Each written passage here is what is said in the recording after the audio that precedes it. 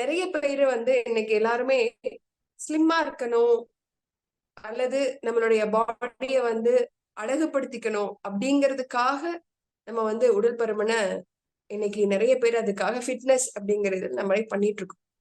ஆனா அதையும் தாண்டி இந்த உடல் பருமன் அப்படின்னம்னா என்ன, அதனால நம்மளுக்கு என்னென்னமெல்லாம் பக்க விளைவுகள் ஏற்படும், அதனால என்ன மாதிரியான அடுத்து ஃபியூச்சர்ல என்ன மாதிரியான பிரச்சனைகள் வரும், அதோடைய அறிகுறிகள் என்ன அப்படிங்கறது எல்லாமே இன்னைக்கு நம்ம தெரிஞ்சுக்கணும். இன்னைக்கு உடல் பருமன் அப்படிங்கிறது ஒரு 6 பேத்துல ஒருத்தருக்கு இருக்கிறதா இன்னைக்கு சொல்றாங்க.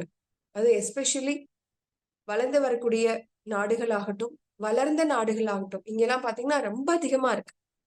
இன்னைக்கு யுஎஸ் ஆர் ஐரோப்பிய கண்ட்ரி எல்லாத்துலயுமே பாத்தீங்கன்னா அந்த குழந்தைகள், சின்ன குழந்தைகள்லயே சைல்ட்ஹுட் ஒபேசிட்டி அப்படின்னு சொல்லுவாங்க. அதாவது சின்ன குழந்தைகளையே உடல் பருமனா இருக்கிறது.